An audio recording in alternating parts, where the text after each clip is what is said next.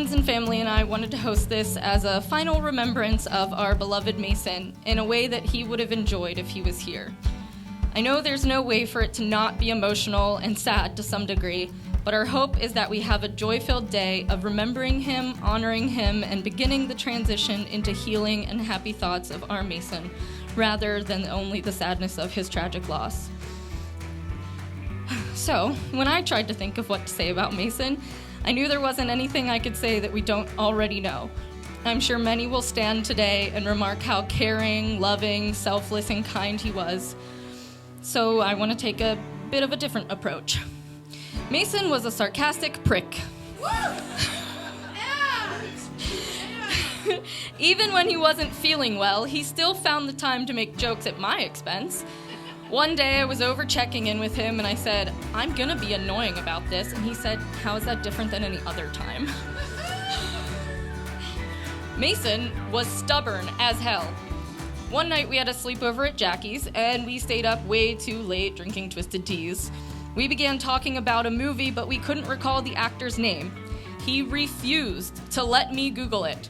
Instead, I'm not exaggerating when I say we spent hours just throwing out random names, trying to sound it out, thinking of other movies that he was in. And then I fell asleep before we ever thought of it. And then the next morning, I just Googled it myself. It was Joseph Gordon-Levitt, by the way. Mason was also an instigator. He would often challenge me to go drink for drink with him on the rare days that he felt like boozing. I have texts from a time I told him I was done drinking for the day, but he reminded me that I was still 2 drinks behind him, so I needed to drink them or lose. I always lost.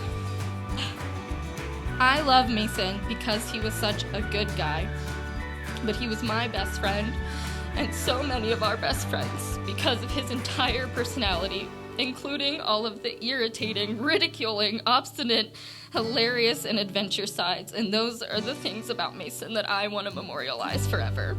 I'd like to give a toast to the most sarcastic, stubborn, antagonizing, instigating, spontaneous, generous, and caring friend that we've lost way too soon.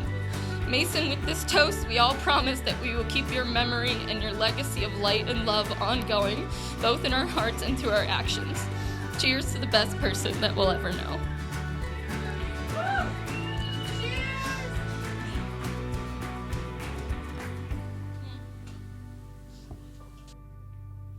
This is a speech that I never wanted to give, but I tried to make it funny and also sad, but mostly funny. Mason and I used to joke about how we first met. However it happened, somehow Mason ended up over at my house for a sleepover with a few others I will not name here. Midway through the night, these individuals decided to call their moms to come get them so they could all go play Halo 2, all except for a short kid wearing an Eagles jersey. Little did I know my life was about to change. Back in those days, the typical sleepover consisted of me getting obliterated by Mason in a sport, even in those that he had apparently never played before or had just picked up that day. After getting my butt handed to me, we would then go to Taco Bell and load up on Bahama Breeze Mountain Dew and Crunchwrap Supremes, and we would ultimately head over to Blockbuster to rent a movie. Now, I know what you're thinking. God, do I miss Blockbuster. Simpler times, simpler times. We would return to my basement only for me to sit down and try to watch this movie, and for Mason to run laps, sprint, do jumping jacks, fall down the stairs, do push-ups the entire time. Through the years, I can't tell you how many times we all tried to get Mason to slow down, sit down, to talk about deep things with us bros, to tell us what was going inside that Mark Wahlberg head of his. But Mason just had no time for such foolishness. There were places to be, people to see, and things to do. Mason was the common link behind so many friendships that I made over the years, and Mason is the glue that held those bonds together. And here we are today, brought together for one purpose, to celebrate a beautiful life, a life that will live on. We all know Mason would not have been able to sit through that whole speech. He would be over there playing frisbee golf or doing pull-ups on the monkey bars. I'd go up to him later. Did you hear my speech? He'd go, sup? And then he would proceed to somehow give an accurate rendition of everything that was said. I remember growing up, everyone would say, oh my gosh, you're like the female version of Mason. And then they'd say to him, wow, you're like the male version of Jolene. And at the time I thought, well, yeah, it's because I copied every single thing he did. Philadelphia Eagles? Yep, that's my favorite team, but only because it was Mason's. I remember sitting there watching the games with him, which took forever, by the way, but I would sit there the entire game. And yeah, to this day, I don't think I ever watched an entire football game start to finish. My ADHD brain would just not allow it. Mint chocolate chip ice cream? You better believe it, that's my favorite. Why? Because it was Mason's favorite. I just copied every single thing he did. I remember the first time when we sat down to play chess, Michael had a chessboard in his room and he said, do you know how to play? Well, of course I do. If you know how to play, I know how to play. So he set up the chess pieces and I copied him. And we just kind of sat there looking at the board for what felt like a long few minutes. And then he looks at me and says, you have no clue how to play, do you? And I was like, no, not a clue, buddy, not a clue. Instead of putting the game away, he taught me how the chess pieces, every single piece, every single move, all the strategies he could, anything about chess, he taught me. And we did that for weeks until I perfected it. Because, of course, he needed competition. Everything that makes me me is because of him. And I will love and miss him for the rest of my existence. When I was trying to come up with a speech, which I've been told I'm pretty good at them, I pretty much didn't want to write one. So I kind of wrote it like a letter. Dear Mason, first of all, I feel like I have to tell you, I'm very impressed that you got me to wear sports apparel. I've never had someone so quickly become such a strong relationship for me. I seriously remember so many things, but playing Mario Party stands out the most. And if you don't know, there's this land in Mario, and you could play this stupid thing. You'd pay like a couple of coins, and it was called a hootenanny. And it would drag every player on the board right to where he was. And this really feels like his hootenanny.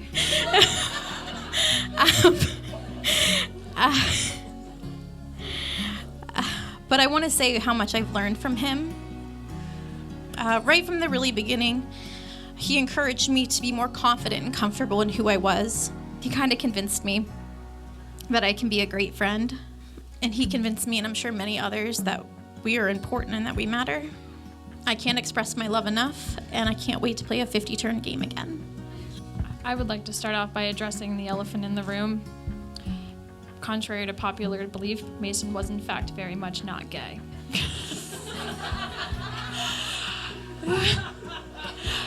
Throughout my relationship with Mason, I got to meet so many of you, whether it be at a wedding or a birthday party, or him making plans like dragging me to Philly 2 months in our relationship to meet Asher, or driving to New York on a whim to meet Devaney, who couldn't be here with us today, or just running into you at the grocery store. Mason knew almost every fucking person in the city of Altoona, and I'm blessed to have gotten to know you through him. I like to compare Mason to a stray cat. Cute, persistent, and if you give him a little food and attention, he'll stick around. If I'm being honest, when I first met Mason, I was avoiding him. He invited me to get tacos at Casa Valdez, and I lied and I said I'd be there. Apparently, he wasn't taking no for an answer, and he messaged me when I didn't show up, and then he asked me again the next Tuesday, and the next Tuesday, and the next Tuesday. And I'm so glad for all the Tuesdays I said yes. I would like to share one of my fondest memories with Mason. When I graduated from college, it was really tough for me to be at home, and Mason knew that. And he invited me out to the Nick. Shocking, I know. And I wasn't gonna go, but at some point, it felt right. And I thought, why not? So I went. And naturally, Mason got me hammered while he stayed sober. And I couldn't drive home, so D.D. Mason took Aaron, James, and I back to his apartment. And we all know Mason would stay up for countless hours as long as it meant spending time with his people. And I wanted so bad to stay up all night talking and laughing. But inevitably, I fell asleep on his lap.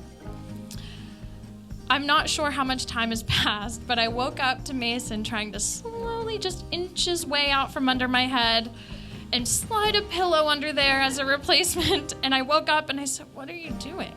And he tossed the pillow across the room and he went, "Nothing." In classic Mason fashion.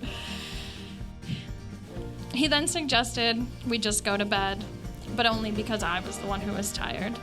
The next morning I woke up and he was holding me so tight, and even then I knew seeing Mason sleeping so peacefully was rare, and I couldn't dare move no matter how bad I had to pee. We spent the entire next day laying in bed, just talking and laughing and enjoying ourselves until at 5 o'clock in the afternoon I said, "We should probably go get my car and I should probably go home." And in that moment, I knew that I would love him so deeply. I'll never forget the candy, the flowers, the countless days and nights of laughter. The biggest lesson you ever taught me was how I deserve to be loved. Nothing will ever feel quite like home until the day I see you again and hear you shout, "Tay-Tay's home," and receive the most giant bear hug. I love you. You already knew it had fallen into darkness and was left behind. You don't believe in us, that's alright. I know you. For those of you that don't know, I'm Tracy. I'm mama to all the Kool-Aid kids. And like all of you, this has been the hardest week of my life because in addition to this tragic loss to our family, I'm simultaneously watching all my babies' hearts broken to pieces, and I can't fix it this time. It feels impossible to celebrate life while we are so desperately grieving in this moment. But luckily, Mason left us with a plethora of wonderful memories, which we can call on without thinking pretty easily. So with that, I'd like to share some of my happiest memories of Mason. My most mysterious son, definitely my most accident-prone son, my son from another mother. Mason was the source of endless shenanigans in the Kool-Aid house. At the same time, he, along with Dylan, were the calm to the chaos. The chaos which they started. Yes. Every time. Every time.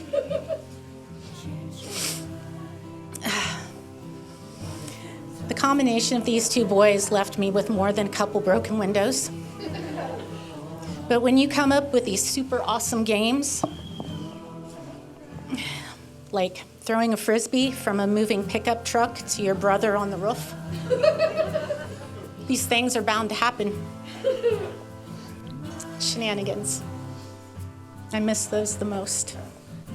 No matter how grown he was, Mason still hugged me with his whole entire heart and always left me with, "I love you, Mama," on his way out the door.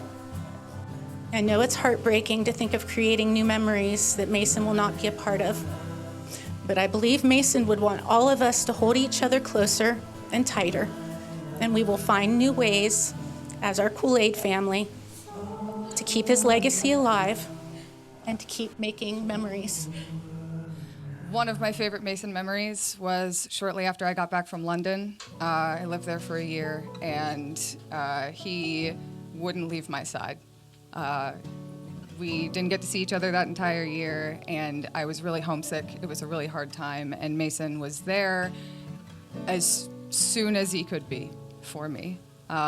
He would show up to my place in the middle of the night. He would stay over but not sleep because he's Mason. So I would sleep and then just periodically wake up every 4 hours to him moving around on the bed, just in different positions, just like sitting there in different places, trying not to wake me up, but he couldn't sit still. I will forever miss Mason showing up in the middle of the night, whether it was to talk about life, whether it was to process stuff, just hang out and exist.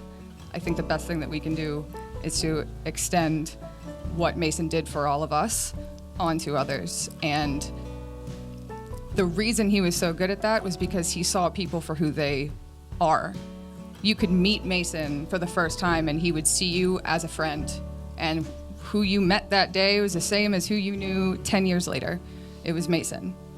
To share this memory, I do have to take you back to a Halloween party years back. It was thrown by my sister Alicia at my other sister's house.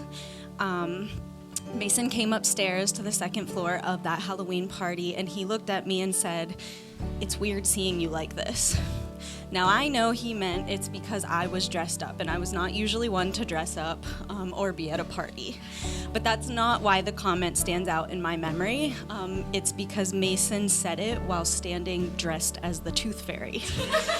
So I have never forgotten that moment. And if you know Mason at all, it was actually not uncommon for him to be in a skirt or wearing whatever the hell he wanted. But I adore that about him. Mason was unapologetically himself.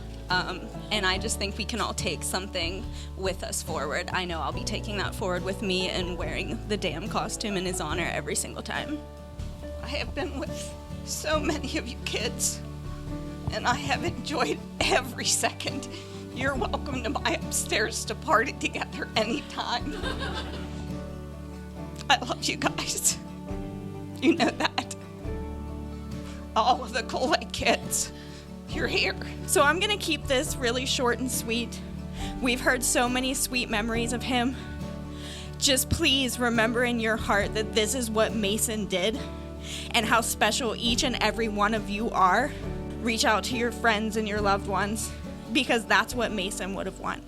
I played with a group of basketball on Tuesday evening at K&Y. Mason and Devin were there. We played ball. After I got to know Mason for a while, my wife and I kind of adopted him, and we started taking him to all the Penn State football games.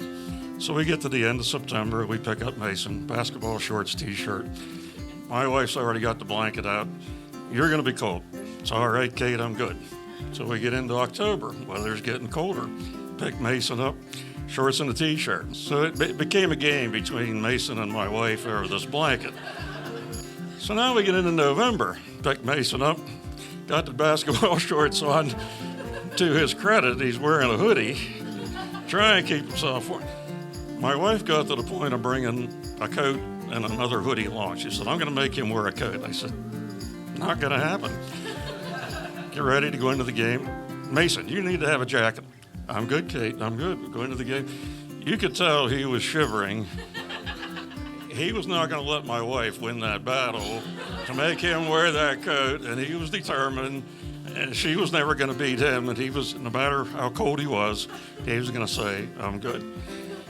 So my point is, all the pain and anguish of this week, and I've heard a lot of good stories here today. The days you're feeling bad, think of those silly things.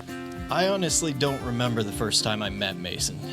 And I know that because Mason always reminded me of the first time we met. We apparently went to daycare together. We lived like 3 or 4 houses away. Over time, me and him got closer and became like another brother to me. And just loved to piss me off.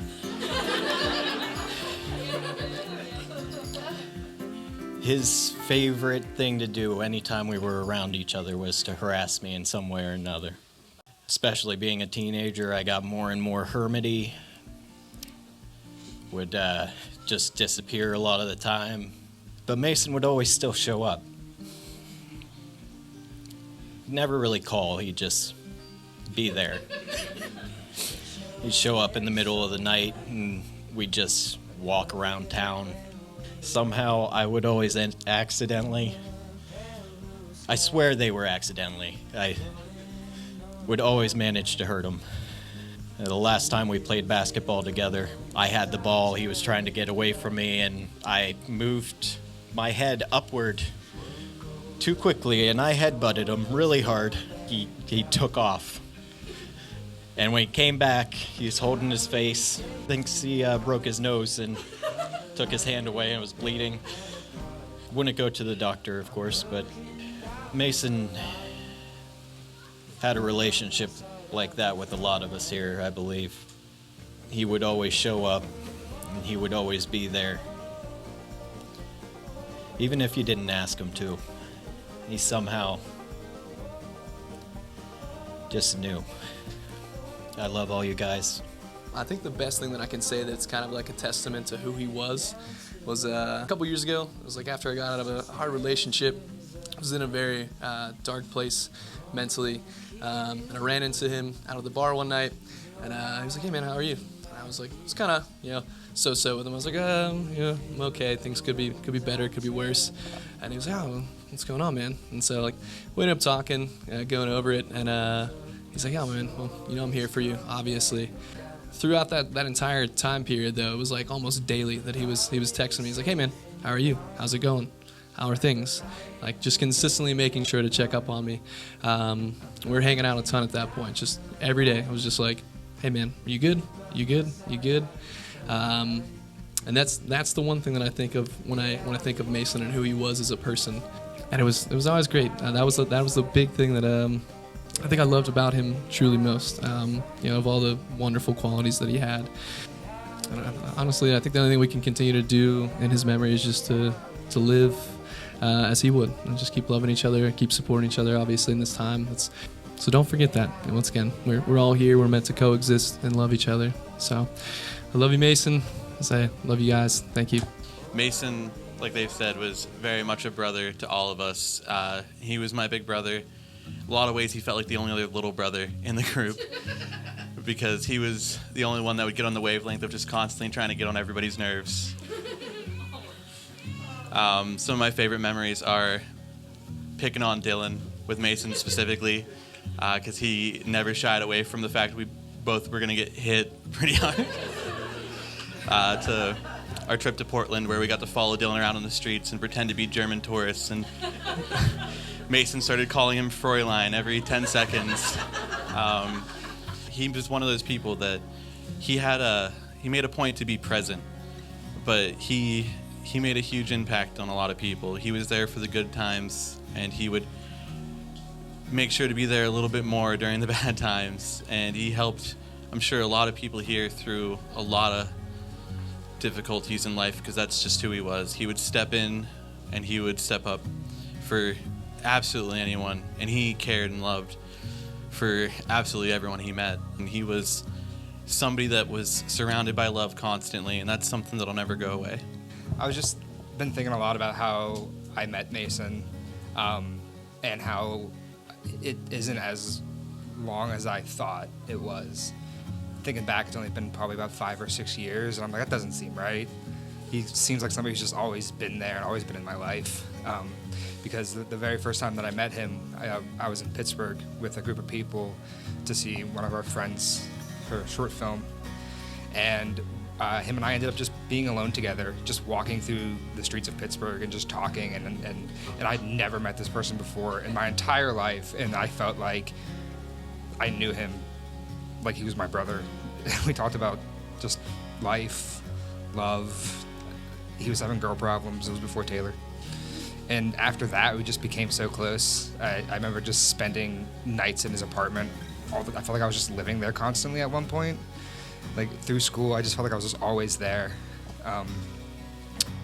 He was always around, yeah. And I think it's just a testament to him and how great of a person he was, where you could either know him for your entire life and grow up with him, or know him for 2 days and feel like you are just as important, just as valued, and just as loved as anybody else. He was fucking awesome. I just wanted to say thank you so much to each and every one of you. What's going to get me through this is just the love that everybody had for him. It shows in these pictures, these amount of people that have come out for him, and I'm so glad that he touched your lives the way he did, and that'll help carry me through. You all loved him and he loved you, and I'll take that with me. Thank you. This is really beautiful to witness and experience, to see so many people come together to share memories and love and support Mason, who was just an amazing human being. Life has a way of pushing us forward, sometimes before we're ready, sometimes when we're weighed down with grief. But in that forward motion, there's a chance for us to choose how we live from this point on. I hope each and every one of you have the courage to step into your own life with intention, to embrace the things that scare you and challenge you, and to live with purpose and passion. I hope you have the courage to lead with your hearts, to let yourself feel deeply, and to show up fully for the moments that are still to come. In memory of Mason, I hope you have the courage to be different, to be someone who refuses to be held back by fear, but instead embraces change. The world may tell you to settle or stay the same, to follow paths others have carved out, but I hope you trust the part of you that knows there's more to experience, more to discover, and more to become. I hope you all find things in life that ignite your soul, that make you want to get out of bed in the morning and fight for a future that excites you, even if it's uncertain. Don't be afraid to pursue what truly makes you come alive, and push past expectations and create a life that reflects who you're becoming. In memory of our friend, our family Mason, let's live bravely, let's trust the journey, and let's show up for each other, always seeking to grow, to learn, and to love deeply. Thank you.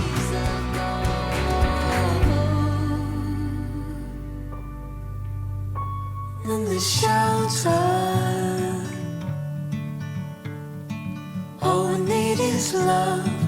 All we need is love in the shelter. All we need is love. All we need is love.